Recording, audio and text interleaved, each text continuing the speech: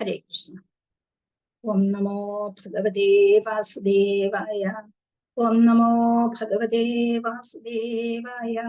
ഓം നമോ ഭഗവതേ വാസുദേവായ. ഓം അജ്ഞാനതിമിരാന്ധസ്യ ജ്ഞാനാഞ്ജനശലാകയാ ചക്ഷുരുന്മിലിതം യേന തസ്മൈ ശ്രീ ഗുരവേ നമഃ. ഗുരവേ ഗൗരചന്ദ്രായ രാധികായൈ തദാലയേ കൃഷ്ണായ കൃഷ്ണഭക്തായ തദ്ഭക്തായ നമോ നമഃ. ഹരേ കൃഷ്ണ കൃഷ്ണ കൃഷ്ണ ഹരേ ഹരേ, ഹരേ രാമ രാമ രാമ ഹരേ ഹരേ. നാരായണം നമസ്കൃത്യ നരം ചൈവ നരോത്തമം ദേവീം സരസ്വതീം വ്യാസം തതോ ജയമുദീരയേത്. നഷ്ടപ്രായേഷു ഭദ്രേഷു നിത്യം ഭാഗവത സേവയാ ഭഗവത്യുത്തമ ശ്ലോകേ ഭക്തിർ ഭവതി നൈഷ്ഠികീ. ഹരേ കൃഷ്ണ കൃഷ്ണ കൃഷ്ണ ഹരേ ഹരേ, ഹരേ രാമ രാമ രാമ ഹരേ ഹരേ. ആനന്ദലീലാമയ വിഗ്രഹായ ഹേമാഭദിവ്യശ്ച വിസുന്ദരായ തസ്മൈ മഹാപ്രേമരസപ്രദായ ചൈതന്യചന്ദ്രായ നമോ നമസ്തേ.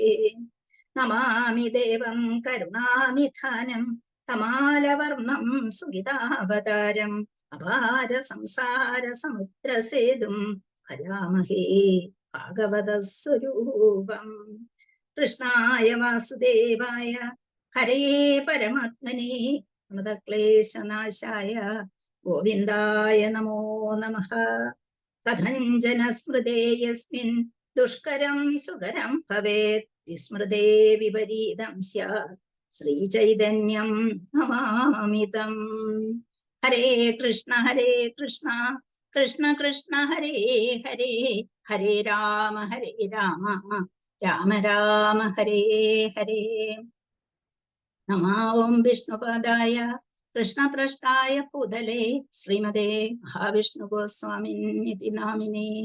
നമോ ഓം വിഷ്ണുപാദായ കൃഷ്ണപ്രഷ്ടായ പൂതലേ ശ്രീമതേ ഭക്തിവേദാന്ത സ്വാമിനിതി നാമിനേ. നമസ്തേ സാരസ്വതേ ദേവേ ഗൗരവാണി പ്രചാരിണേ നിർവിശേഷ ശൂന്യവാദി പാശ്ചാത്യദേശധാരിണേ. ജയ ശ്രീകൃഷ്ണ ചൈതന്യ പ്രഭു നിത്യാനന്ദ ശ്രീ അദ്വൈത ഗദാധര ശ്രീവാസാദി ഗൗരഭക്തവൃന്ദ. ഹരേ കൃഷ്ണ കൃഷ്ണ കൃഷ്ണ ഹരേ ഹരേ, ഹരേ രാമ രാമ രാമ ഹരേ ഹരേ. ഹരേ കൃഷ്ണ. എല്ലാവർക്കും ഒരു ഭാഗവതം ക്ലാസ്സിലേക്ക് കൂടി സ്വാഗതം. ഹരേ കൃഷ്ണ. നമ്മൾ ഇന്ന് എടുക്കാൻ പോകുന്ന ശ്ലോകം 1-2-22.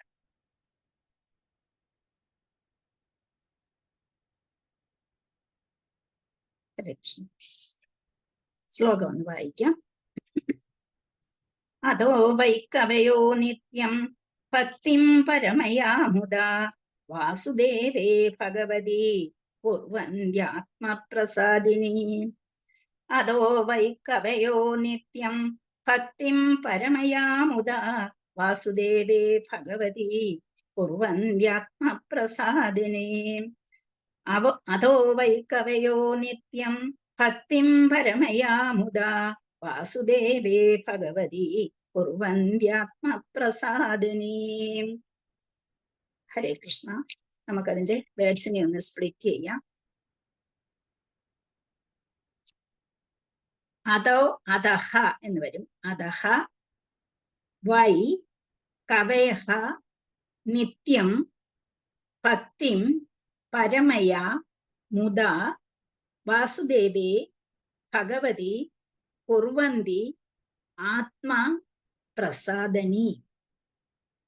എന്റെ മീനിങ്സ്: അധഹ എന്ന് പറഞ്ഞാൽ ആകയാൽ, വൈ തീർച്ചയായും, കവയഹ സർവ അതീന്ദ്രിയവാദികളും, നിത്യം സ്മരണാതീത കാലം മുതൽ, ഭക്തി ഭഗവത് സേവനത്തിനെ, ഭഗവത് ഭക്തിയുത സേവനത്തിനെ, പരമയ പരമം, മുദ അത്യധികം സന്തോഷത്തോടെ, വാസുദേവേ, ഇവിടെ ശ്രീകൃഷ്ണ ഭഗവാൻ, ഭഗവതി പരമദിവ്യോത്തമ പുരുഷൻ, കുർവന്തി സമർപ്പണം ചെയ്യുക,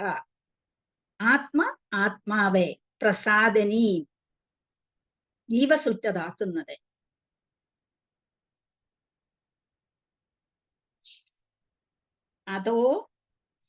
അതോ വൈ കവയോ നിത്യം ഭക്തിം പരമയാമുദ വാസുദേവേ ഭഗവതി കുർവന്യാത്മപ്രസാദിനി.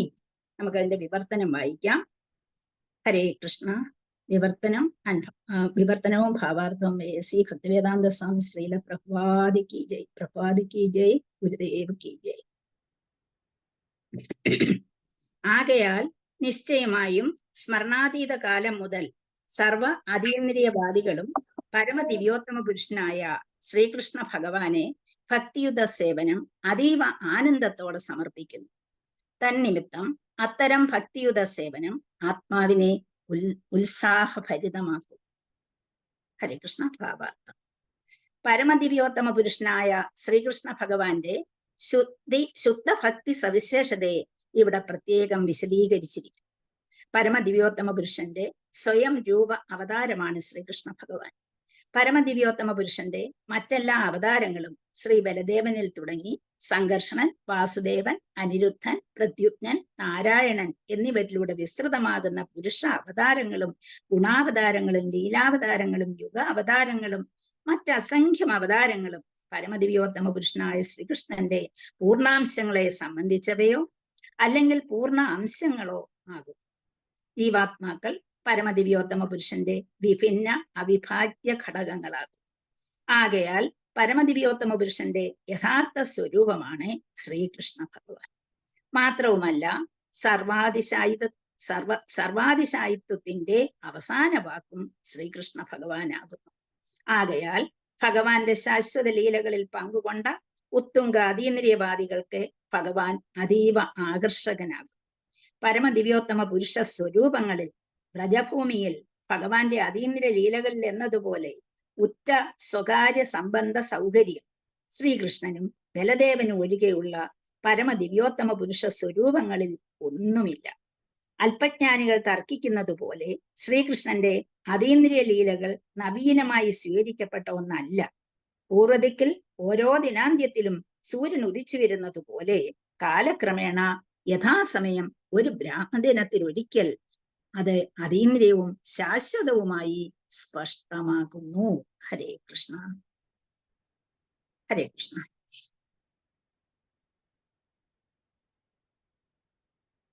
നമ്മള് ഭക്തിയുടെ വിവിധ ഘട്ടങ്ങളിലേക്ക്, ഭക്തിയിൽ എത്തിപ്പെടുന്നത് എങ്ങനെയാണ് എന്നുള്ള വിവിധ ഘട്ടങ്ങൾ പഠിച്ചു കഴിഞ്ഞു അല്ലെ. അപ്പൊ അതെല്ലാം മാറ്റി അതെല്ലാം പഠിച്ചു കഴിഞ്ഞു. ആ ഭക്തിയുടെ ഘട്ടങ്ങളെ കുറിച്ച് ആർക്കെങ്കിലും ഒന്ന് പറയാമോ? ഹരേ കൃഷ്ണ. ഭക്തിയുടെ വിവിധ ഘട്ടങ്ങൾ ഏതൊക്കെയായിരുന്നു എന്നുള്ളത്. ഹരേ കൃഷ്ണ മാതാജി. ശ്രദ്ധ, സാധുസംഗ, ഭജനക്രിയ, അതാണ് ഉദ്ദേശിച്ചത്. അതെ അതെ, പറഞ്ഞു. അനർത്ഥ നിവൃത്തി, നിഷ്ഠ, ആസക്തി, നിഷ്ഠ, ആസക്തി, ഭാവം, പ്രേമം, രുചി.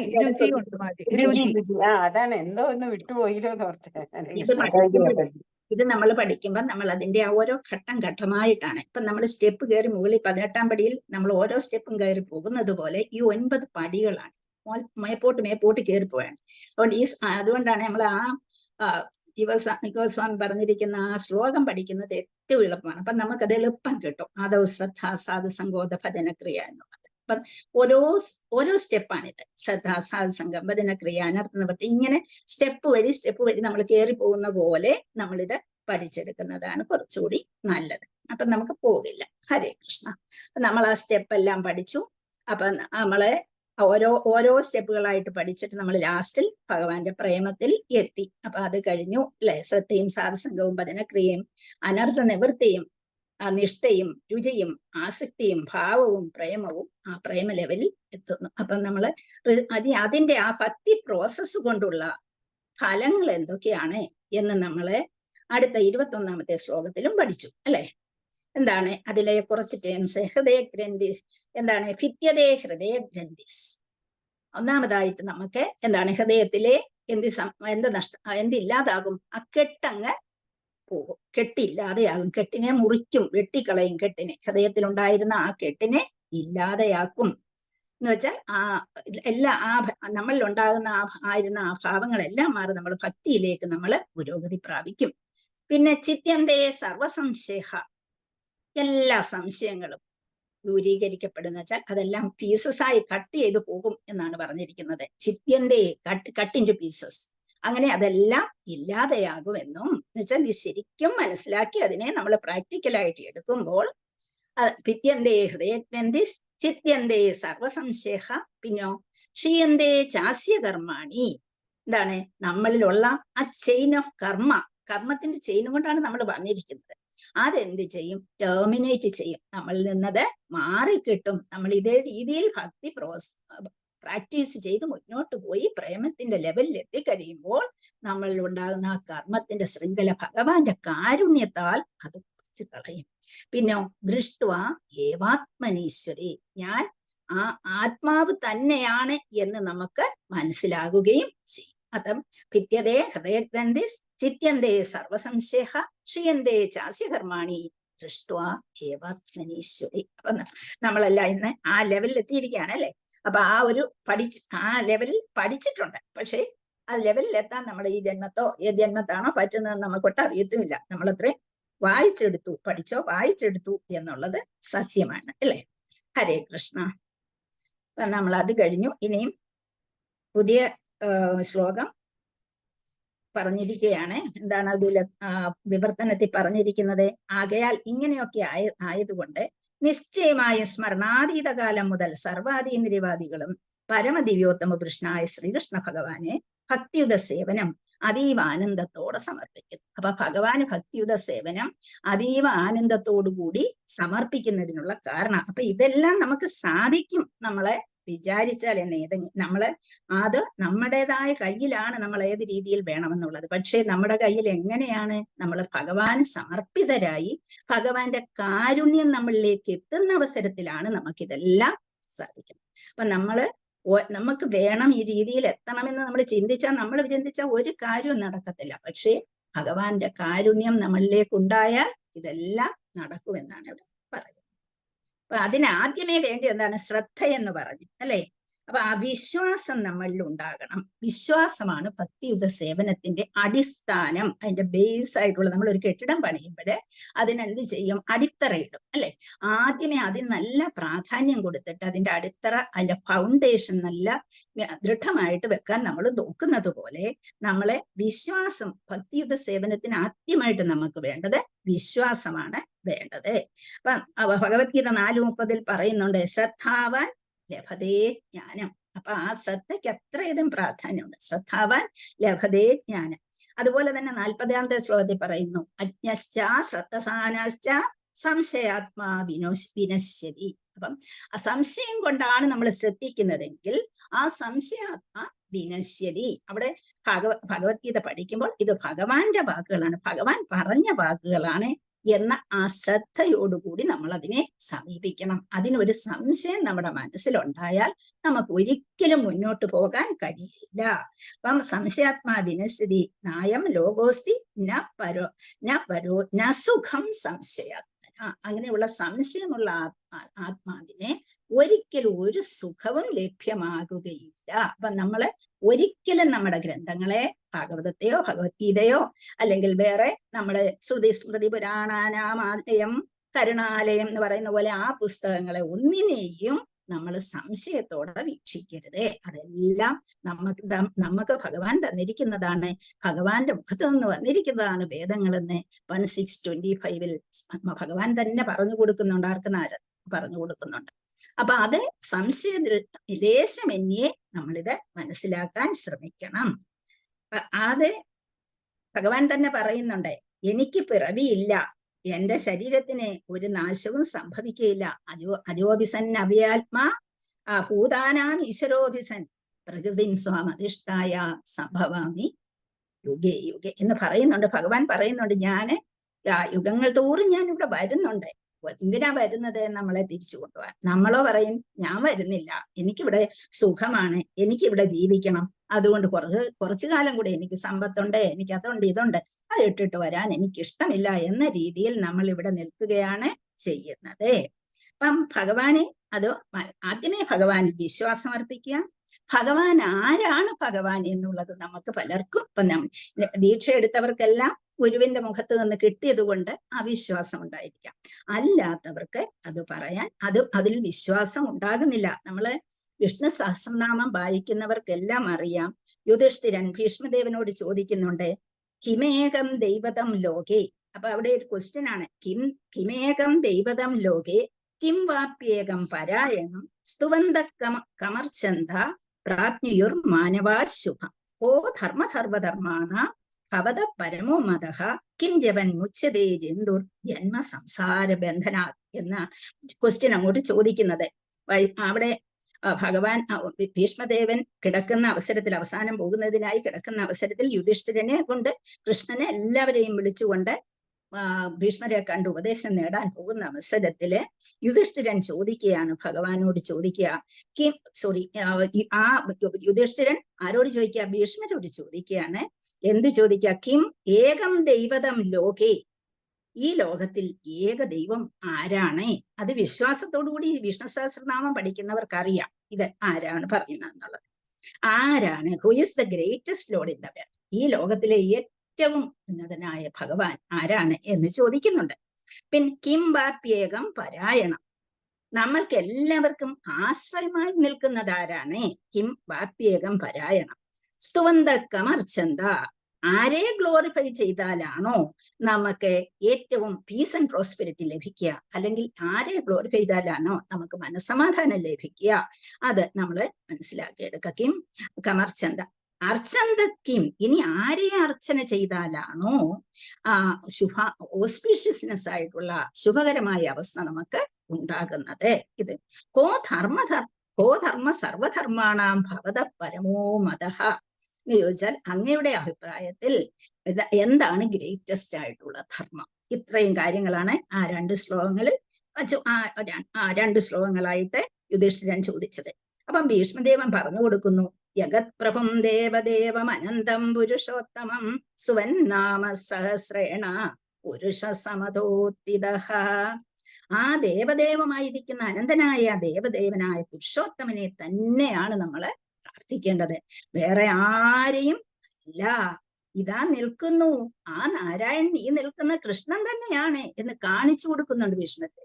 അതാ നാരായണൻ എന്ന് നിങ്ങൾ പറയുന്നതിൽ ആ നിൽക്കുന്ന കൃഷ്ണൻ തന്നെയാണ് എന്ന് കാണിച്ചു കൊടുക്കുന്ന ഒരു അവസരവും അവിടെ ഉണ്ടാകുന്നുണ്ട്.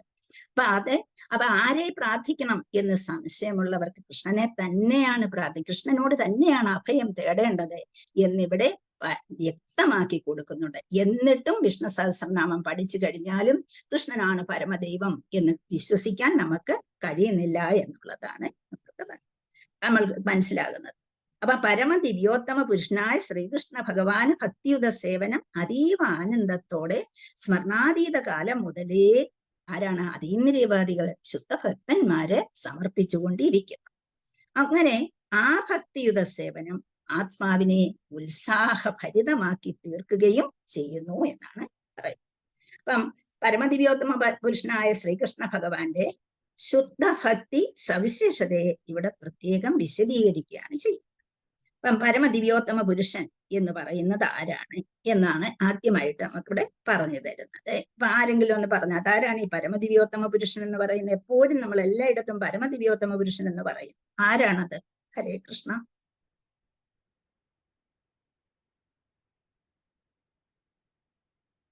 ആർക്കും ഉറപ്പില്ലേ? പറയുന്നത് കേൾക്കുന്നുണ്ടോ? ഹരേ കൃഷ്ണ. ഹരേ കൃഷ്ണ.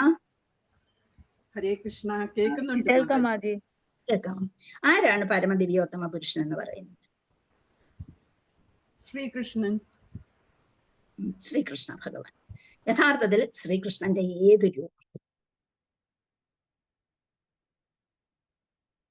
ശ്രീകൃഷ്ണ ഭഗവാൻ എന്താണ്? ഹരേ കൃഷ്ണ. താങ്ക് യു മാതാജി. പരമദിവ്യോത്തമ പുരുഷനായ ശ്രീകൃഷ്ണ ഭഗവാന് 3 രൂപങ്ങളാണ്. ഒന്ന് സ്വയം രൂപം, പിന്നെ എന്താണ് ആവേശരൂപം, തദേകാത്മക രൂപം എന്ന് 3 രൂപങ്ങൾ ഭഗവാന് പ്രധാനമായിട്ട്. ബാക്കിയെല്ലാം ഉണ്ട്, ബാക്കി താഴോട്ട് വരുമ്പോൾ ഒരുപാടുണ്ട്. ഞാൻ അതിന്റെ മെയിൻ ആയിട്ടുള്ളത് പറഞ്ഞതാണ്. അപ്പം ആ 3 രൂപങ്ങളിൽ സ്വയം രൂപമാണ് ഏറ്റവും പ്രധാനമായിട്ടുള്ളത്. സ്വയം രൂപം എന്ന് പറയും. ആ സ്വയം രൂപം. ഹരേ കൃഷ്ണ. 3 രൂപത്തിന്റെ ഇംഗ്ലീഷ് ഒന്ന് പറയാവോ? ഇത് സംസ്കൃതമാണ് പ്രഭു. സ്വയം രൂപം മീൻസ് ഒറിജിനൽ രൂപം, ഒറിജിനൽ ഫോം. ദെൻ അടുത്തത് വരുന്നത് തദേകാത്മക രൂപം. ദെൻ ആവേശ രൂപം. അപ്പം സ്വയം രൂപം എടുത്ത ഭഗവാൻ ഈ സ്വയം രൂപത്തെ തന്നെ 2ആയി തിരിക്കുന്നുണ്ട്. അപ്പം അത് സ്വയം രൂപത്തെ 2ആയി തിരിക്കുമ്പോഴേ അവിടെ വ്യത്യാസം വരുന്നുണ്ട്. അവിടെ പ്രഭവ പ്രകാശവും വൈഭവ പ്രകാശവുമായിട്ട് മാറും. അതായത് ഭഗവാന്റെ സ്വയം രൂപം ഭഗവാൻ തന്നെ 2ആയി എടുക്കുന്നു. എന്താണ് സ്വയം രൂപ? അവിടെ വരുമ്പോഴേ പ്രഭവ പ്രകാശവും വൈഭവ പ്രകാശവുമായിട്ട് മാറുന്നു. അത് പ്രത്യേകിച്ച് നമുക്കെല്ലാം അറിയാവുന്നതാണ്. ഇത് ഇച്ചിരി ടെക്നിക്കലാണ്. ഒന്ന് ശ്രദ്ധിച്ചെങ്കിലേ മനസ്സിലാകത്തുള്ളൂ, അല്ലെങ്കിൽ ഇത് നമുക്ക് മനസ്സിലാകുകയേയില്ല. അപ്പൊ അതുകൊണ്ട് ഒന്ന് ശ്രദ്ധിക്കണേ. അപ്പം ഭഗവാന്റെ സ്വയം രൂപത്തെ ഭഗവാൻ തന്നെ 2ആക്കി തിരിക്കുന്നു. പ്രഭവ പ്രകാശവുമുണ്ട്, വൈഭവ പ്രകാശവുമുണ്ട്. അപ്പൊ ഈ സ്വയം രൂപമാണ് ഞാൻ പറയുന്നത്. അപ്പൊ ഈ സ്വയം രൂപത്തിലെ പ്രഭവ പ്രകാശം എന്താണ് എന്നാണ് നമുക്ക് പറയേണ്ടത്. അപ്പൊ ഭഗവാൻ എന്താണ്? ഇപ്പം മാതാജി പറഞ്ഞതുപോലെ 2 ഹാൻഡഡ് ഫോമിൽ ഉള്ള ഭഗവാനാണ് ശ്രീകൃഷ്ണ ഭഗവാൻ എന്ന് നമുക്കെല്ലാം അറിയാം. ആ ഭഗവാൻ തന്നെ അദ്ദേഹത്തിന്റെ മൂഡ് സെയിം ആയിരിക്കും, കോംപ്ലക്ഷൻ സെയിം ആയിരിക്കും. ഞാനാണ് സേവിക്കപ്പെടേണ്ടവൻ എന്ന ഭാവവും ഉണ്ടായിരിക്കും. അതുപോലെ എന്താണ് ആ ഒരു അവസ്ഥയിലെ ഭഗവാന് പലതായി മാറുന്നു. ഭഗവാൻ തന്നെ വിവിധ രൂപങ്ങളായി മാറുന്നു. അത് വൃന്ദാവനത്തിലെ ആ മൂഡ് വൃന്ദാവനത്തിലെ തന്നെ ആയിരിക്കും, ഘനശ്യാമ വർണ്ണനായിരിക്കും. പക്ഷേ അവിടെ ആവശ്യത്തിനനുസരിച്ച് ഭഗവാൻ പലതായി മാറുന്നു. ഒരു വ്യത്യാസവുമില്ല കണ്ടാൽ. ഭഗവാനെ കണ്ടു കഴിഞ്ഞാൽ ആ 200 ആ എല്ലാവിധവും എല്ലാത്തിലെ ഒരു മാറ്റവും ഇല്ലാതെ ആ വസുദേവൻ തന്നെ, ആ ഭഗവാൻ തന്നെ എന്തായി മാറുന്നു? പല ഭാവങ്ങളായി, പലതായിട്ട്, പല ഭാവങ്ങൾ എന്ന് പറയാൻ പറ്റുന്നില്ല, പലതായിട്ട് മാറുന്നു. അപ്പം ഭഗവാൻ വൃന്ദാവനത്തിലെ മൂഡ് തന്നെ. വൃന്ദാവനത്തിലെ മൂഡ് എന്താണ്? ആർക്കെങ്കിലും ഒന്ന് പറയാമോ? ഏത് ഭാവമാണ് വൃന്ദാവനത്തിലുള്ളത്? മാധുര്യം. പ്രേമഭാവം അല്ലേ? മാധുര്യം, പ്രേമഭാവത്തിലാണ് അവിടെ ഉള്ളത്. ഇനി അവിടുന്ന് മാറി വേറെ എങ്ങോട്ടാ പോകുന്ന? വേറെ ഭാവം ഏതാണ്? ഐശ്വര്യഭാവം കേട്ടിട്ടുണ്ടാവുമല്ലോ. എവിടെയാണത്? ഐശ്വര്യഭാവം കൂടുതൽ നിറഞ്ഞിടുക. നമ്മൾ ഐശ്വര്യഭാവം കാണാൻ ഓടും. എവിടെയാത്? ദ്വാരകാധീശൻ ഐശ്വര്യഭാവത്തിലാണ്. നമ്മള് ചോദിക്കുന്നതെല്ലാം തരാൻ തയ്യാറായി ഇങ്ങനെ നിൽക്കുകയാണ് ഐശ്വര്യഭാവത്തിൽ. മറ്റിടത്താണെങ്കിൽ നമുക്ക് പ്രേമം തരും, പക്ഷെ അത് എളുപ്പമൊന്നും കിട്ടത്തില്ല എന്ന് മാത്രം. അങ്ങനെയുള്ള ആ ഘനശ്യാമ വർണ്ണനായിരിക്കുന്ന ഭഗവാന് ഒരേ രീതിയിൽ പലതായി മാറുന്നു. എവിടെയൊക്കെയാന്ന് പറയാമോ? രാസലീല നടത്തിയ അവസരത്തിലെ ലക്ഷക്കണക്കിന് ഭാവങ്ങൾ അദ്ദേഹം എടുക്കുകയാണ് ചെയ്തത്. എത്ര ഗോപികരുമാരുമായിട്ട് രാസലീലുണ്ടെന്ന്.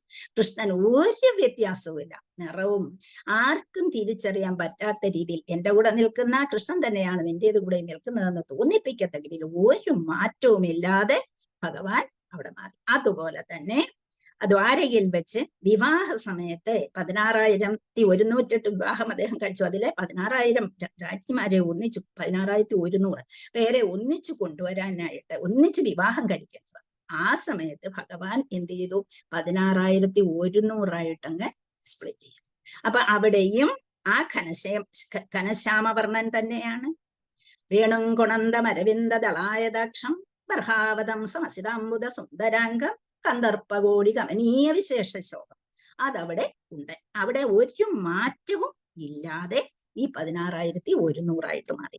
അപ്പം ആ പ്രഭവ പ്രകാശത്തിലെ ഒരു വ്യത്യാസവും ഇല്ല എന്നാണ് ഇവിടെ പറയുന്നത്. അപ്പം അത് കവേഡ് ബോയ് ആയിട്ടാണ് വരുന്നത്. സ്വയം രൂപം വരുമ്പോഴത്തേക്ക് അവിടെ എന്താണ്? കവേഡ് രൂപം ബോയിയുടെ ഒരു രൂപമാണുള്ളത്. അവിടെ പ്രാഭവ പ്രകാശവും വൈഭവ പ്രകാശവും കൊണ്ട് ഇത്രയും പോയിന്റ്സ് ഓർക്കണം. സ്വയം രൂപ എന്ന് പറയുമ്പോഴേ സ്വയം രൂപത്തില് ഭഗവാൻ തന്നെ സ്വയം രൂപം എടുത്തിട്ട് അതിനെ രണ്ടാക്കുന്നു. സ്വയം രൂപവും സ്വയം പ്രകാശവും.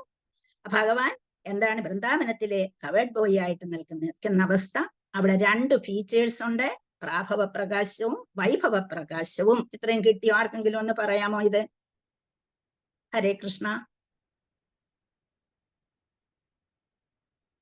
ഉമാതാജി ട്രൈ ചെയ്യാം. സ്വയം രൂപം രണ്ടായി തിരിയുന്നു, പ്രഭാവ പ്രകാശവും വൈഭവ പ്രകാശവും. ഇവിടെ സ്വയം രൂപത്തെ നമുക്ക് ആ പ്രഭവ പ്രകാശത്തെ അങ്ങ് മാറ്റിയിട്ട് സ്വയം രൂപത്തെ സ്വയം പ്രകാശമാക്കിക്കോ. അപ്പൊ തെറ്റ് വരത്തില്ല. സ്വയം പ്രകാശം, സ്വയം രൂപം, സ്വയം പ്രകാശം എന്നാക്കിക്കോളൂ. ഓക്കെ. അത് ഈ ശ്യാമസുന്ദര ഫോം, അതിന്റെ എക്സാമ്പിൾ ആണ്. പ്രേമഭാവം ആണ് അത് പ്രകടിപ്പിക്കുന്നത്. രാസലീലയില് ഭഗവാൻ എല്ലാ ഗോപിമാർക്കും ഓരോരോ കൃഷ്ണനായി വരുന്ന ആ എക്സാമ്പിള്. പിന്നെ 16,108 വൈഫ്സിനെ മാരി ചെയ്യുമ്പം ഓരോ വർക്കും ഓരോ കൃഷ്ണൻ വരുന്നു. 108 പറയാൻ പറ്റത്തില്ല. 108 വേറെയാണ് മാറ്റിയത്. പ്രിൻസിപ്പൽ വൈസ് എന്ന് പറയുന്നത് വേറെ വേറെ കല്യാണമായിരുന്നു, വിവാഹമായിരുന്നു പ്രിൻസിപ്പൽ വൈസിന് കേട്ടോ. അതുകൊണ്ട് അത് വ്യത്യാസമാണ്. ഇതെല്ലാം നമുക്ക് എവിടെ പറയുന്നുണ്ട്? ചൈതന്യ ചരിതാമൃതത്തിൽ ഇതെല്ലാം പറയുന്നുണ്ട്. 2 ഫീച്ചേഴ്സ് അവിടെ വരുന്നു. അപ്പൊ ഭഗവാൻ 2 ഫീച്ചേഴ്സ് അവിടെ എടുക്കുന്നു, പ്രാഭവ പ്രകാശവും വൈഭവ പ്രകാശം. ഇത് ആദ്യത്തേതാണ്. ഇനിയും ഇതിനെ വേറെ മാറും. ഇതിപ്പോ ആദ്യത്തേതായതുകൊണ്ടാണ് ഞാൻ ശ്രദ്ധിക്കണമെന്ന് പറഞ്ഞത്. 2 ഫീച്ചേഴ്സ് അവിടെ എടുക്കുന്നുണ്ട്, പ്രാഭവ പ്രകാശവും വൈഭവ പ്രകാശവും. അപ്പൊ അവിടെ വെച്ച് അദ്ദേഹത്തിന്റെ ഒറിജിനൽ ഫോമിനെ പലതാക്കി മാറ്റുന്നു. അതിപ്പം മാതാജി പറഞ്ഞ പോലെ ഡാൻസും അത് ആ സമയത്ത്. അപ്പം പിന്നീട് നമുക്കിതിനെ കാണാൻ കഴിയുന്നത് ഈ സ്വയം രൂപം തന്നെയാണ് ഞാൻ പറഞ്ഞു പോകുന്നത്. സ്വയം രൂപം തന്നെ ഇനിയും ഈ പ്രാഭവ പ്രകാശമാണ് ഇപ്പൊ പറഞ്ഞത്. പ്രാഭവ പ്രകാശം ഏത്? രാസലീല സമയത്തുള്ളതും മറ്റേ വിവാഹ സമയത്തുള്ളതും. ഇനിയും ഈ ഫോം തന്നെ പലതായിട്ട് മാനിഫെസ്റ്റ് ചെയ്യുന്നുണ്ട്. എങ്ങനെ? പല ഇമോഷണൽ ഫീച്ചേഴ്സ് വെച്ചുകൊണ്ട്, പലതായിട്ടുള്ള ഇമോഷണൽ ഫീച്ചേഴ്സ് വെച്ചുകൊണ്ട് ഈ ഫോം തന്നെ രണ്ടാകും. അതിന് നമ്മൾ വൈഭവ പ്രകാശം എന്ന് പറഞ്ഞു. ഒന്ന് പ്രഭവ പ്രകാശം അല്ലെങ്കിൽ പ്രാഭവ പ്രകാശം എന്ന് പറഞ്ഞു.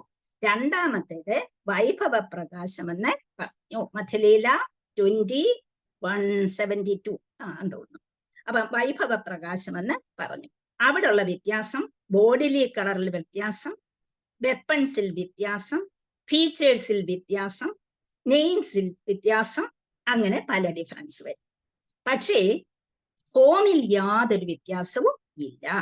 അപ്പം അങ്ങനെ ഇപ്പം ബലരാമനെ കണ്ടു കഴിഞ്ഞാൽ കൃഷ്ണനുമായിട്ട് എന്ത് വ്യത്യാസമുള്ളത്? ബലരാമനും കൃഷ്ണനുമായിട്ട് കളറിൽ മാത്രം വ്യത്യാസം അല്ലേ?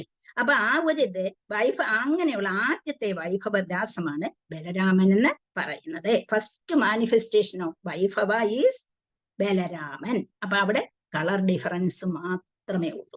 അപ്പം സ്വയം രൂപത്തെ കുറിച്ച് മാത്രമാണ് നമുക്ക് ഈ പുസ്തകത്തിൽ ഇപ്പൊ പഠിക്കാനുള്ളത്. അതുകൊണ്ടാണ് ഞാൻ സ്വയം രൂപം മാത്രം എടുക്കുന്നത്. സ്വയം രൂപം രണ്ടാകുന്നു, പ്രാഭവവും വൈഭവവും. പ്രാഭവം എന്ന് പറയുന്നത് വൃന്ദാവനത്തിലെ ആ കവേഡ് ബോയ് ആയിരിക്കുന്ന ഭഗവാനാണ്. ആ ഭഗവാൻ തന്നെ ഭഗവാൻ തന്നെ നിറം മാറി അല്ലെങ്കിൽ എന്തെങ്കിലും ഇമോഷൻസിൽ വ്യത്യാസം വന്നു കഴിയുമ്പോഴേ അവിടെ എന്താകുന്നു? വൈഭവ പ്രകാശമായി മാറുന്നു. അതിന് എക്സാമ്പിൾ ബലരാമൻ. അത് രണ്ടും മനസ്സിലായല്ലോ. അപ്പൊ അവിടെ എന്തുണ്ട്? കളർ ഡിഫറൻസ് മാത്രമേ ഉള്ളൂ. പിന്നെ ദേവകീസുതനായ ഈ ഭഗവാൻ തന്നെ 2 ഹാൻഡിൽ നിൽക്കുമ്പോഴാണ് വൈഭവ പ്രകാശം എന്ന് പറഞ്ഞത്. ഇനി അത് മാറ്റി ഭഗവാൻ 4 കൈയുള്ള കൃഷ്ണനായിട്ട് ദേവകിക്ക് തന്നെ പ്രത്യക്ഷപ്പെട്ടു അല്ലെ? ഉണ്ടായ സമയത്ത് ദേവകി പറയുന്നു, എനിക്ക് ഒരു 4 കൈ ഫോമിൽ വിഷ്ണുവായിട്ട് പ്രത്യക്ഷപ്പെടുന്നു. ആദ്യമേ 4 കൈയിലാണ് പ്രത്യക്ഷപ്പെടുന്നത്. പിന്നീടാണ് പറഞ്ഞത് അങ്ങ് മറയ്ക്കണം, ഈ രൂപം മറയ്ക്കണം എന്ന് പറയുന്നില്ലേ? അപ്പൊ അവിടെ 2 കൈയാക്കുന്നു. അവിടെയാണ് വൈഭവ പ്രകാശം. ഇനി പ്രാഭവ പ്രകാശം എന്ന് പറയുന്നത് എന്താണ്? ആ ഒരു കൃഷ്ണന്റെ ആ രൂപത്തിൽ തന്നെ രണ്ട് ഹാൻഡഡ് ആയിട്ട് നിൽക്കുന്നതാണ് പ്രാഭവ പ്രകാശം എന്ന് പറയുന്നത്. അപ്പം 4 കൈ വരുമ്പോൾ വൈഭവ പ്രകാശമാകും, 2 കൈ വരുമ്പോഴത്തേക്ക് പ്രാഭവ പ്രകാശവും ആകുന്നുണ്ട് എന്നും പറയുന്നുണ്ട്. അപ്പം അദ്ദേഹത്തിന്റെ എന്ന് പറഞ്ഞുകൂടാ, അവിടുത്തെ ആ രൂപങ്ങളിലുള്ള ഒരു വ്യത്യാസം അനുസരിച്ച്. അപ്പൊ സ്വയം രൂപം ആരാണെന്ന് ചോദിച്ചാൽ പറയാൻ മനസ്സിലാക്കിയിരിക്കണം. അതിനുവേണ്ടിയാണ് ഞാൻ പറഞ്ഞത്. സ്വയം രൂപം തന്നെ പ്രാഭവ പ്രകാശവുമാകുന്നു, വൈഭവ പ്രകാശവും. ഇനി തദേകാത്മ രൂപത്തെ കുറിച്ച് ഞാൻ പറഞ്ഞു, അതിവിടെ നിങ്ങൾക്ക് പഠിക്കാനില്ല. സ്വാംശവും വിലാസവുമാണ് തദേകാത്മക രൂപമെന്ന് പറയുന്നത്. സ്വാംശം എന്ന് പറയുമ്പോൾ നമ്മുടെ അവതാരാസ് എല്ലാം വരും. സ്വാംശത്തില് പുരുഷാവതാരങ്ങളെല്ലാം വരും, ലീലാവതാരങ്ങളെല്ലാം വരും, മന്വന്തരാവതാരങ്ങളെല്ലാം വരും, യുഗാവതാരങ്ങളെല്ലാം വരും.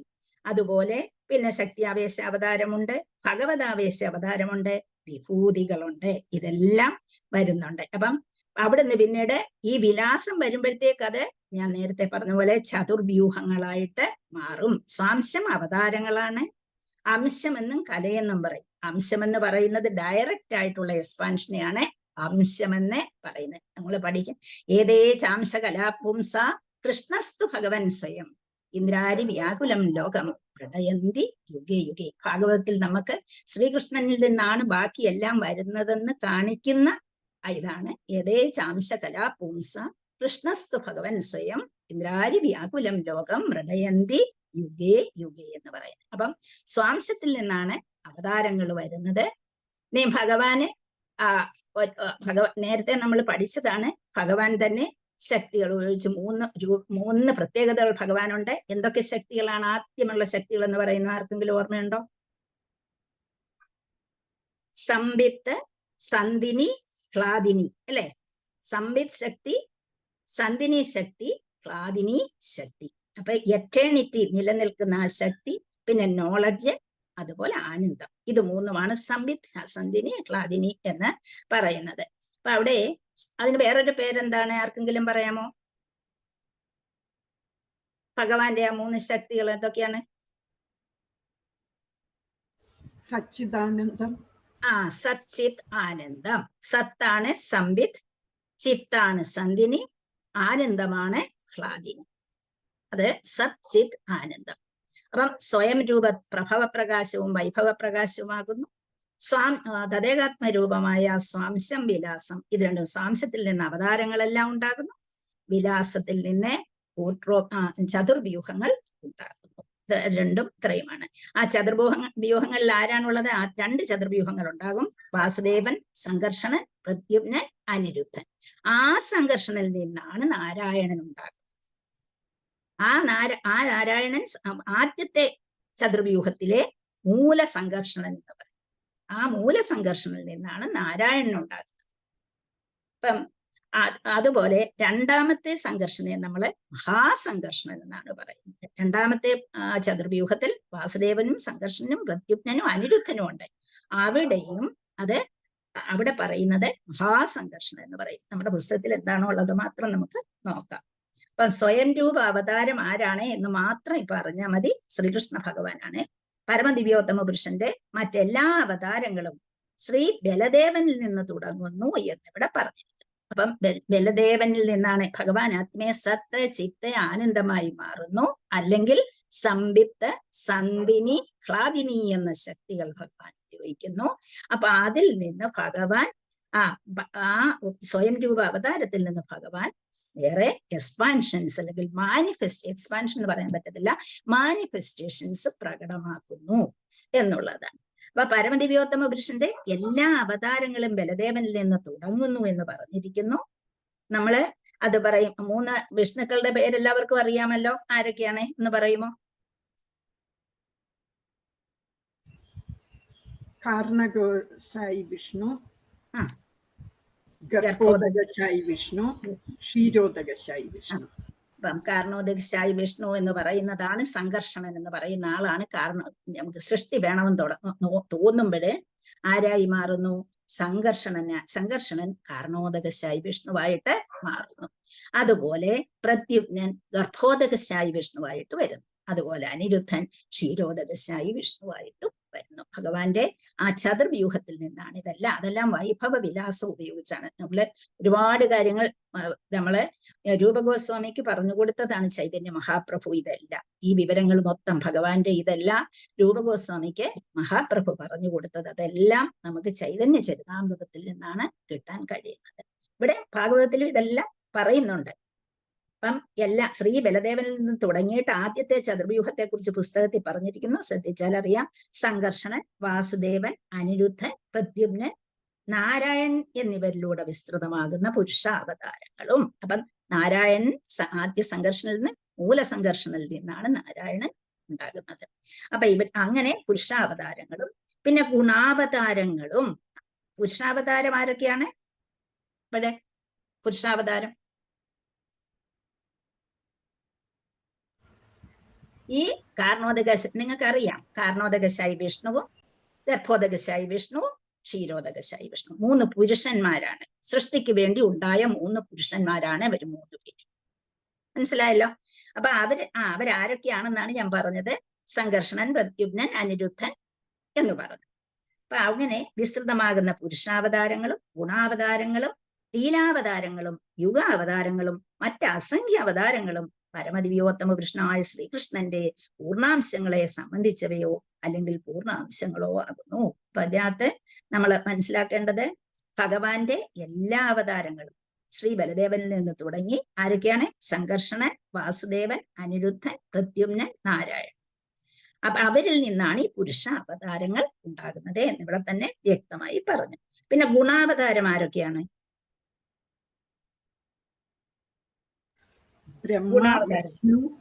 ബ്രഹ്മ, വിഷ്ണു, ശിവൻ. ബ്രഹ്മ, വിഷ്ണു, മഹേശ്വരന്മാര്. അപ്പം ഗുണം എന്ന് പറഞ്ഞാൽ കയറെന്ന് അർത്ഥമുണ്ട് അല്ലെ? ഗുണാവതാരം, ഗുണങ്ങൾ, 3 ഗുണങ്ങൾ, 3 കയറുകളാണ് നമ്മളെ ബന്ധിക്കുന്നത്. എന്തൊക്കെയാണ്? സത്വഗുണം, രജോ ഗുണം, തമോ ഗുണം. ഈ 3 ഗുണങ്ങളാണ് നമ്മളെ ബന്ധിക്കുന്നത്. ഇതിന് 3നെയും കൈകാര്യം ചെയ്യുന്ന 3 പേരാണ്. സത്വഗുണത്തെ കൈകാര്യം ചെയ്യുന്നത് വിഷ്ണു സത്വഗുണത്തിന്. അതുപോലെ രജോ ഗുണം ആരിലാണ് നിക്ഷിപ്തമായിരിക്കുന്ന? ബ്രഹ്മാവില്. തമോ ഗുണം ആരിലാണ്? മഹാദേവനില്. അപ്പൊ ഗുണാവതാരങ്ങളും പിന്നെ ലീലാവതാരങ്ങളും, അസംഖ്യം ലീലാവതാരങ്ങളും. എന്താണ് നമ്മൾ ഭാഗവതം ത്തിലെ അവതാരങ്ങൾ പഠിക്കും. എന്താണ്? വെള്ളച്ചാട്ടം പോലെയാണ് അവതാരം വരുന്നതെന്നാണ് പറയുന്നത്. എങ്ങനെ? അത്രമാത്രം ബ്രഹ്മാണ്ടങ്ങൾ എവിടെ നിന്നുണ്ടായിട്ടുണ്ട്? കാർണോദകശായി വിഷ്ണുവിൽ നിന്ന് മഹത്വത്വം ഉപയോഗിച്ച് ഉണ്ടായിട്ടുണ്ട്. അപ്പൊ എല്ലാ ബ്രഹ്മാണ്ടങ്ങളിലും ഭഗവാൻ ആവശ്യമുള്ള സമയത്ത് എടുത്തു ചാടുന്ന പോലെ ഭഗവാൻ വെള്ളച്ചാട്ടം പോലെ വരുന്നു എന്നാണ് ഇവിടെ പറയുന്നത്. അത്രമാത്രം അവതാരങ്ങളാണ് ഭഗവാൻ എടുത്തിരിക്കുന്നത് എന്നുള്ളതാണ്. അപ്പൊ ലീലാവതാരങ്ങൾ നമുക്കെല്ലാം അറിയാവുന്ന ലീലാവതാരം അല്ലെങ്കിൽ ജയദേവ് ഗോസ്വാമി പറഞ്ഞിട്ടുള്ള അവതാരങ്ങൾ ഏതൊക്കെയാണ്? മത്സ്യകൂർമ്മ, വരാഹോ, നരഹരി, വാമന, ഭാർഗവരാമ, ബലഭദ്രാർജിത കൃഷ്ണ, കൽക്കിയതായിട്ടങ്ങ് അവതാരം ചെയ്തവനെ ജയ ജയ. നമ്മളതിൻ്റെ കൂടെ ശ്രീബുദ്ധനെയും ചേർത്തിട്ടുണ്ട്. കൃഷ്ണനെ അവിടെ അവതാരമായിട്ട് കൊടുത്തിട്ടില്ല, അവതാരിയായിട്ടാണ് കൃഷ്ണനെ വെച്ചത്. അതുകൊണ്ട് നമ്മളത് പഠിക്കുന്നത് ശ്രീബുദ്ധനാണ് ആ സ്ഥാനത്ത് പഠിക്കുന്നത്. അപ്പൊ അത്രയും 10 അവതാരങ്ങൾ അദ്ദേഹത്തിന് ഇഷ്ടപ്പെട്ടത് എടുത്തതാണ്. അതുകൊണ്ട് 10 ലീലാവതാരങ്ങളെ ഉള്ളൂ എന്ന് വിചാരിക്കുകയരുത്. അദ്ദേഹത്തിന് ഏറ്റവും അടുപ്പമുണ്ടായി തോന്നിയ 10 അവതാരങ്ങളെ അദ്ദേഹം എടുത്ത് ജയദേവ് ഗോസ്വാമി എടുത്തു പറഞ്ഞു. അത് തന്നെ നമ്മുടെ എഴുത്തച്ഛൻ ആ 10 അവതാരങ്ങളെ പ്രധാനമാക്കി നമ്മുടെ എഴുത്തച്ഛന്റെ ഭാഗവതത്തിൽ വർണ്ണിച്ചു. അതുകൊണ്ട് നമ്മളായ മലയാളികൾക്ക് ഭഗവാനെ കുറിച്ച്, ഭഗവാന്റെ അവതാരങ്ങളെ കുറിച്ച് ഇപ്പൊ 10 എണ്ണമേ അറിയൂ, അതേ ഉള്ളൂ എന്നാണ് നമ്മുടെ വിചാരവും വന്നത്. അങ്ങനെ ഗുണാവതാരങ്ങളെ, ലീലാവതാരങ്ങൾ എണ്ണിയാൽ തീരില്ല. പിന്നെ യുഗ അവതാരങ്ങളെ, ഓരോ യുഗത്തിനും ഓരോ അവതാരവും ഉണ്ട് എന്നുള്ളതാണ്. യുഗാവതാരങ്ങളും ഉണ്ട്. യുഗാവതാരങ്ങള് പിന്നെ എന്താണ്? അതെല്ലാം നമുക്ക് കിട്ടുന്നത് യഥാർത്ഥത്തിൽ രൂപഗോസ്വാമിയുടെ ലഘു ഭാഗവതാമൃതത്തിൽ നോക്കിയാൽ അറിയാം എന്തെല്ലാം കാര്യങ്ങളാണ് ഉള്ളത് എന്നുള്ളത്. അപ്പൊ യുഗാവതാരങ്ങൾ വരുന്നുണ്ട്. യുഗാവതാരം എന്ന് പറയുമ്പോഴേ എന്തൊക്കെയാണ്? വൈറ്റ് കളറിൽ, റെഡ് കളറിലെ, ബ്ലാക്ക് കളറിലെ, യെല്ലോ കളറിലൊക്കെ. സത്യയുഗത്തിലാണെങ്കിൽ ഭഗവാൻ വൈറ്റ് കളറിലാണ് വരുന്നത്. 4 ചതുർഭു ബാഹുക്കളോടുകൂടി വരുന്നു എന്ന് പറഞ്ഞിട്ടുണ്ട്. അതുപോലെ ത്രേതായുഗത്തിൽ 4 കൈകളോടുകൂടി റെഡിഷ് കളറിൽ ഭഗവാൻ അവതരിക്കുന്നുണ്ട്. ദ്വാപരയുഗത്തിൽ വേറൊരു അവതാരമില്ല, കൃഷ്ണൻ തന്നെ നിൽക്കുന്നത് കൊണ്ട് ബ്ലാക്കിഷ് പോയ കൃഷ്ണൻ ഇവിടെ വന്നിരിക്കുന്നു. അപ്പൊ അവിടെ വേറൊരു അവതാരമില്ല, അതുകൊണ്ട് കൗസ്തുഭം ശ്രീവത്സം എല്ലാം അവിടെ ഉണ്ട് എന്ന് പറയുന്നു. അതുപോലെ അങ്ങനെ ആ ഓരോ അവതാരത്തിലും അപ്പൊ നമുക്ക് ത്രിയുഗി എന്നാണ് ഭഗവാനെ പറയുന്നത്. എന്തുകൊണ്ടാണ് അങ്ങനെ പറയുന്നത്? ത്രിയുഗി എന്ന് പറയാൻ കാരണം ഐശ്വര്യ മാതാജി, ഭഗവാനെ ത്രിയുഗി എന്ന് പറയുന്നു. കലിയുഗത്തിൽ ചെന്ന അവതാരം ആണ്. ഭഗവാൻ ഡയറക്റ്റ് ആയിട്ട് 3 യുഗങ്ങളിലേ വരുന്നുള്ളൂ. കലിയുഗത്തിൽ ചന്നാവതാരമായിട്ട് ഞാൻ ഒരു സന്യാസി ഭാവത്തിലാണ് ഭഗവാൻ അവതാരം എടുത്തത്. ഇനി കലിയുഗം തീരുമ്പോഴേ കൽക്കി അവതാരം വരുള്ളൂ. അതുകൊണ്ട് ഈ 3 യുഗത്തിലാണ് ഭഗവാൻ വന്നിരിക്കുന്നത്. അതുകൊണ്ടാണ് ത്രിയുഗി എന്ന് പറയുന്നത്. അപ്പൊ അങ്ങനെ ലീലാവതാരങ്ങള്, അതുപോലെ യുഗാവതാരങ്ങള്, അതുപോലെ മറ്റ് അസംഖ്യം അവതാരങ്ങളും പരമദിവ്യോത്തമ കൃഷ്ണനായ ശ്രീകൃഷ്ണന്റെ പൂർണ്ണാംശങ്ങളെ സംബന്ധിച്ചവയോ അല്ലെങ്കിൽ പൂർണ്ണാംശങ്ങളോ ആകുന്നു. പിന്നെ ഞാനിവിടെ പറയാതിരുന്ന ഒന്നുണ്ട്, ഇവിടെ പറഞ്ഞില്ലാത്ത മന്വന്തരാവതാരവും ഉണ്ട്. വിഭൂ സത്യസേനൻ, ഹരി, വൈകുണ്ഠൻ, അജിതൻ, വാമനൻ, സാർവഭൗമൻ, വിശ്വക്സേനൻ, ധർമ്മസേതു, അങ്ങനെ എന്തുണ്ട്, മന്വന്തരാവതാരങ്ങളും ഉണ്ട്. അപ്പം ഏതൊക്കെ അവതാരം എന്നുള്ളത് നമുക്ക് മനസ്സിലാകും. എന്തൊക്കെയാ? യുഗാവതാരമുണ്ട്, മന്വന്തരാവതാരമുണ്ട്, ലീലാവതാരമുണ്ട്, ഗുണാവതാരമുണ്ട്, പുരുഷാവതാരമുണ്ട്. ഇതെല്ലാം ഭഗവാനാണ് എടുത്തിരിക്കുന്നത്. അപ്പൊ ഭഗവാന്റെ യഥാർത്ഥ സ്വരൂപമാണ് ശ്രീകൃഷ്ണ ഭഗവാൻ എന്നുള്ളത് ഇവിടെ ഉറപ്പുവരുത്തിയിരിക്കുകയാണ്. പിന്നെ സർവാതിശയത്വത്തിന്റെ അവസാന വാക്കും ശ്രീകൃഷ്ണ ഭഗവാനാണ്. എല്ലാത്തിന്റെയും അതിനപ്പുറത്തൊന്നിനെ നമുക്ക് പറയാനില്ല. എല്ലാത്തിനും അപ്പുറത്ത് നിൽക്കുന്ന ആള് ശ്രീകൃഷ്ണ ഭഗവാൻ. പിന്നീട് ആകയാൽ ഭഗവാന്റെ ശാശ്വത ലീലകളിൽ പങ്കുകൊണ്ട ഉത്തുംഗ അതീന്ദ്ര പുരുഷ സ്വരൂപങ്ങളിൽ വ്രജഭൂമിയിൽ ഭഗവാന്റെ അതീന്ദ്ര ലീലകൾ എന്നതുപോലെ ഉറ്റ സ്വകാര്യ സംബന്ധ സൗകര്യം ശ്രീകൃഷ്ണനും ബലദേവനും ഒഴികെയുള്ള പരമദിവ്യോത്തമ പുരുഷ സ്വരൂപങ്ങളിൽ ഒന്നുമില്ല. അപ്പൊ ഈ ഭാവത്തിൽ നമ്മൾ ബാക്കി എല്ലാ അവതാരങ്ങളെയും നോക്കുമ്പോൾ വ്രജഭൂമിയിൽ വന്നിട്ട് എല്ലാവരുമായി അടുത്തിടപെടുന്ന, അപ്പം ബാക്കി അതീന്ദ്ര ലീലകൾ കാണിച്ച് നമ്മളെ തിരിച്ചു കൊണ്ടുപോകാൻ ശ്രമിച്ച ആ ലീലകളിൽ നമ്മുടെ മനസ്സുട എന്താ പറയാ ഉടുക്കി കിടക്കണം. അപ്പൊ ആ ലീലകളിൽ നമ്മുടെ മനസ്സ് വിട്ടുപോകാതെ ഭഗവാനെ കുറിച്ച് ഓർക്കുമ്പോൾ, ആ ലീല ഓർക്കുമ്പോൾ നമ്മൾ ഭഗവാനെ സ്നേഹിക്കും. അപ്പൊ ഇവർ രണ്ടുപേരും കാണിച്ചിട്ടുള്ള, ശ്രീകൃഷ്ണനും ബലരാമനും അവര് കാണിച്ചിട്ടുള്ള ആ അതീന്ദ്ര ലീലകൾ മറ്റാരും ഒരു സ്വരൂപവും കാണിച്ചിട്ടില്ല. രാമചന്ദ്ര ഭഗവാൻ കുറച്ചൊക്കെ ലീല കാണിച്ചിട്ടുണ്ടെങ്കിലും അത് അത്ര കൂടുതലായിട്ടൊന്നും പറയുന്നില്ല. അപ്പം പൂർവദിക്കിൽ ഓരോ ദിനാന്ത്യത്തിലും സൂര്യൻ ഉദിച്ചു വരുന്നത് പോലെ കാലക്രമേണ യഥാസമയം ഒരു ബ്രഹ്മദിനത്തിൽ ഒരിക്കൽ അത് അതീന്ദ്രിയവും ശാശ്വതമായി സ്പഷ്ടമാക്കപ്പെടുന്നു. അപ്പം ഭഗവാൻ വരുന്നത് ബ്രഹ്മദിനത്തിൽ ഒരിക്കലേ വരത്തു എന്നുള്ളത് പ്രത്യേകം ശ്രദ്ധിക്കണം. അപ്പൊ അവിടെ വന്നിട്ട് ഭഗവാൻ പിന്നെ ബാക്കിയുള്ള സമയത്തൊക്കെയും ഭഗവാൻ എന്താണ് തന്റെ പാർഷദന്മാരെ അയക്കുകയേ ഉള്ളൂ എന്നാണ് ഇവിടെ പറഞ്ഞിരിക്കുന്നത്. അപ്പൊ ഇന്ന് ഈ ശ്വേതവരാഹകൽപ്പത്തിൽ കറന്റ് ഡേ ഓഫ് ബ്രഹ്മ, ഇന്നത്തെ ശ്വേതവരാഹകൽപ്പമാണല്ലോ. അപ്പൊ ഓരോ കൽപ്പത്തിലും ഭഗവാൻ ഓരോ ബ്രഹ്മദിനത്തിലും ഒരിക്കൽ ഇവിടെ വരും നമ്മളെ തിരിച്ചു കൊണ്ടുപോകാനായിട്ട്. പക്ഷെ ഇപ്രാവശ്യം ചില സന്ദർഭങ്ങളിൽ എന്താണ്, ഭഗവാൻ വന്നിട്ട് തിരിച്ചു പോയപ്പോഴും നമ്മൾക്ക് പോകാനുള്ള മടിയായതുകൊണ്ട് ഭഗവാന് കാരുണ്യം തോന്നിയിട്ടാണ് ചൈതന്യ മഹാപ്രഭുവിനെ വിട്ട് നമ്മളെ തിരിച്ചു കൊണ്ടുപോകാനായി നമുക്ക് സങ്കീർത്തന യജ്ഞം നമുക്ക് തന്നത്. അപ്പൊ ഏകലേ ഈശ്വര കൃഷ്ണ ആര സഭ ഭൃത്യ എന്ന് പറയുന്നുണ്ട് അല്ലെ. അപ്പം ഈശ്വരനായിട്ട് കൃഷ്ണൻ ഒറ്റ ഒരു കൃഷ്ണേ ഉള്ളൂ, ബാക്കിയുള്ളവരെല്ലാം ഭൃത്യന്മാരാണ് എന്ന് പ്രത്യേകം പറയുന്നുണ്ട് നമ്മുടെ ചൈതന്യ ചരിതാമൃതത്തിൽ. അപ്പൊ ഭഗവാൻ ആരാണെന്ന് മനസ്സിലാക്കുക, ഭഗവാൻ എന്തിനാണ് ഇവിടെ വരുന്നത് എന്ന് മനസ്സിലാക്കുക, ഭഗവാൻ ഏതെല്ലാം അവതാരങ്ങൾ എടുത്തിട്ടുണ്ട് എന്ന് മനസ്സിലാക്കുക, ഭഗവാന്റെ സ്വയം രൂപം എന്ന് പറയുന്നത് വൃന്ദാവന കൃഷ്ണനാണെന്ന് മനസ്സിലാക്കുക.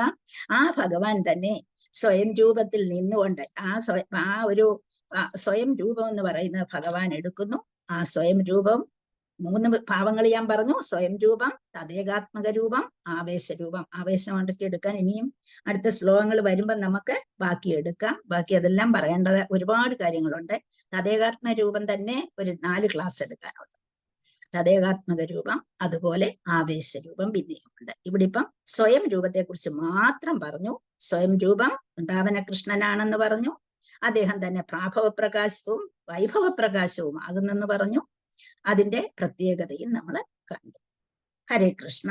എന്തെങ്കിലും സംശയം ഉണ്ടെങ്കിൽ നമുക്ക് കൂടുതൽ പറയുന്നില്ല. എന്തെങ്കിലും സംശയം ഉണ്ടെങ്കിൽ ചോദിച്ചു.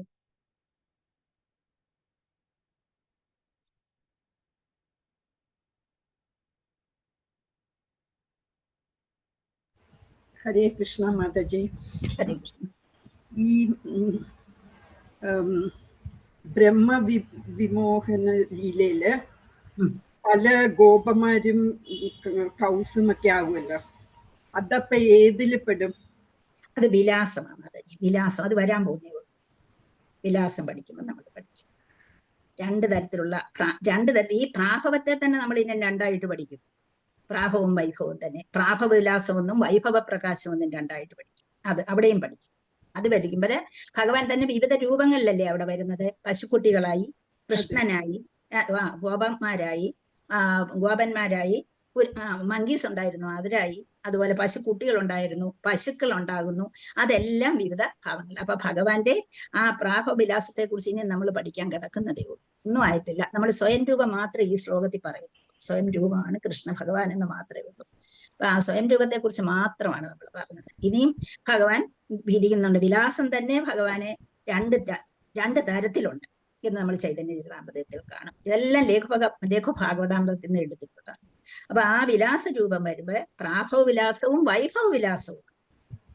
അപ്പൊ അവിടെ വരുമ്പോ തന്നെ അത് ചതുർവ്യൂഹത്തെ കുറിച്ച് പറയും. അതിനുശേഷമാണ് പിന്നീട് പാസ്റ്റെയിംസ് ആയിട്ട് കൃഷ്ണന്റെ പാസ്റ്റെയിംസ് ആയിട്ട് എടുത്തിട്ട് ദ്വാരകയിലും മധുരയിലും ഒക്കെ കാണിച്ച് പാസ്റ്റെയിംസ് പറയുമ്പം കൃഷ്ണന്റെ ഈ ഭാവത്തെ കുറിച്ച് കൂടുതലായിട്ട് പറയും. ഇതിപ്പം നമ്മൾ പഠിച്ചത് ഇത്രയേ ഉള്ളൂ മാതാജി. സ്വയം രൂപത്തിൽ എന്താണ് പ്രാഭവ പ്രകാശം വൈഭവ പ്രകാശം. ആരെ കുറിച്ച് മാത്രമേ പഠിച്ചുള്ളൂ? കൃഷ്ണനെ കുറിച്ചും ബലരാമനെ കുറിച്ചും മാത്രമേ പഠിച്ചു. ബാക്കിയെല്ലാം ഇനി പഠിക്കാൻ കിടന്നു. അത് നമ്മൾ കുറേശ്ശെയായിട്ട് ഒരു ശ്ലോകത്തിലായിട്ട് പറഞ്ഞിട്ടുണ്ട്. Thank U.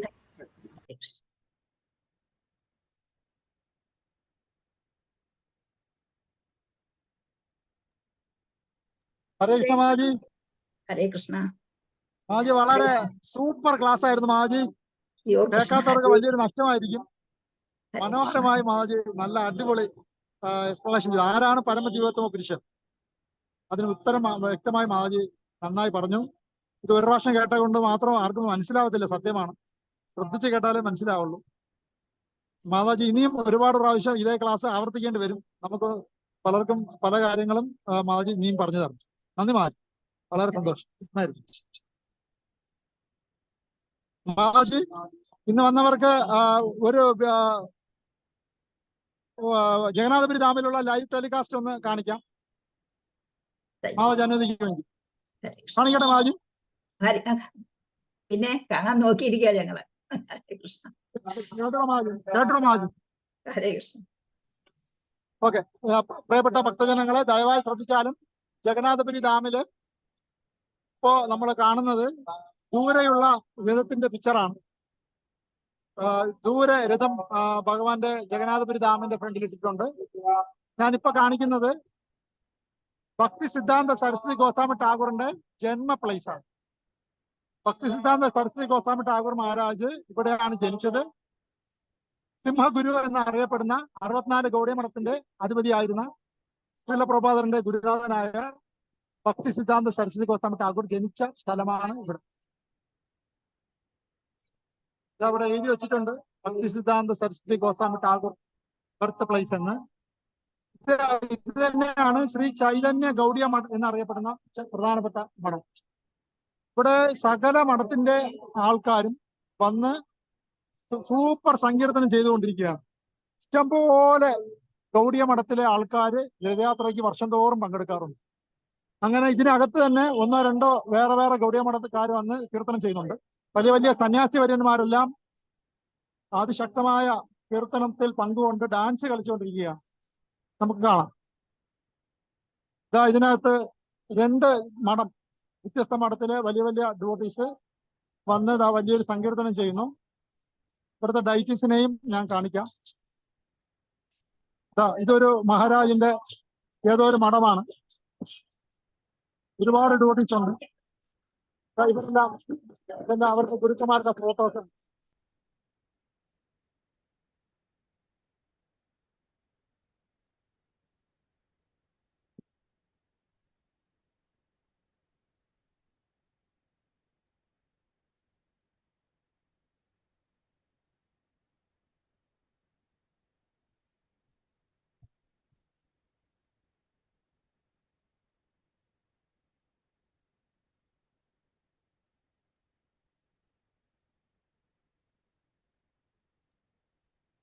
ശബ്ദം കേൾക്കുന്നില്ല, മ്യൂട്ടാണോ?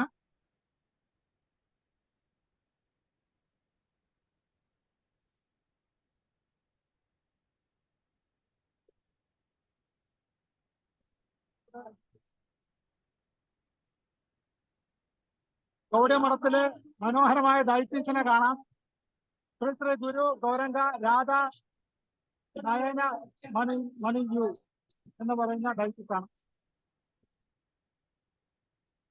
ഒരുപാട് സന്യാസിമാരൊക്കെ അവിടെ ഉണ്ട്.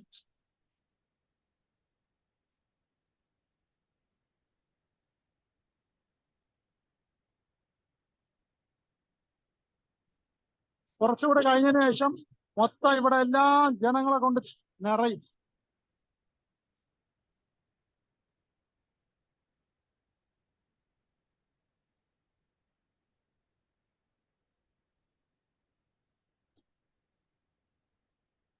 ഇവിടുത്തെ തുളസി മഹാറാണി.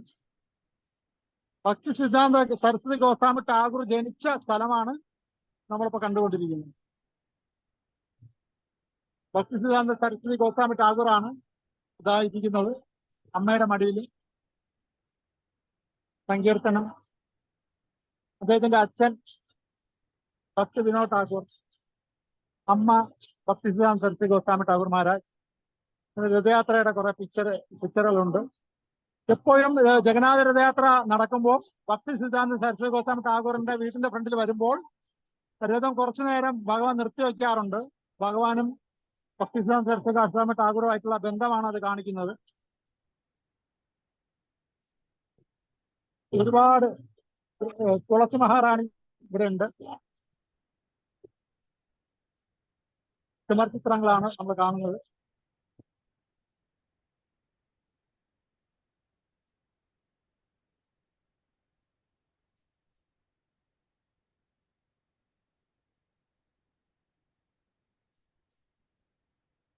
മൊത്തം സങ്കീർത്തനങ്ങൾ നടക്കുകയാണ്. ഹരേ കൃഷ്ണ. Thank you. മൊത്തം ഒരുപാട് മഠക്കാര് അവിടെ ഇവിടെയൊക്കെ കീർത്തനം ചെയ്യുന്നുണ്ട്. ഏത് മഠക്കാരാണ് ആരാണ് ഒരു ഐഡിയ ഇല്ല. എല്ലാവരും തിലകം ഗൗഡിയ മഠമാണ്. നമ്മുടെ പരമ്പരയിൽ വരുന്നവരാണ്. ബ്രഹ്മമത്വ ഗൗഡിയ വൈഷ്ണവ പരമ്പരയിൽ വരുന്നവരാണ്. അപ്പൊ അതുകൊണ്ട് രഥയാത്ര, പുരി ജഗന്നാഥ രഥയാത്ര ശരിക്കും ഒരു ഇൻസ്പിറേഷൻ തന്നെയാണ്. നമ്മുടെ കൂടെ ഇപ്പൊ കേട്ടുകൊണ്ടിരിക്കുന്ന എല്ലാ ഭക്തന്മാരും ഒരു പ്രാവശ്യമെങ്കിലും പുരി ജഗന്നാഥ രഥോത്സവം ഉറപ്പായിട്ട് നേരിട്ട് ദർശനം ചെയ്യേണ്ടതാണ്. ഒരു വല്ലാത്ത ഒരു അറ്റ്മോസ്ഫിയറും ആനന്ദവും ഒക്കെയാണ്. ഭഗവാൻ അനുഗ്രഹിക്കട്ടെ. നന്ദി. താങ്ക് യു മഹാജി. അവസരം തന്നെ നന്ദി. താങ്ക് യു പ്രഭു. ഇവിടെ പറയുന്ന ഒന്നും എനിക്ക് കേൾക്കാൻ പറ്റില്ല. ഭയങ്കര സൗണ്ടാണ് ഇവിടെ. അതുകൊണ്ട് ക്ലാസ് ഐശ്വര്യ ക്ലോസ് ചെയ്തോളൂ. ഹരേ കൃഷ്ണ. ഹരേ കൃഷ്ണ.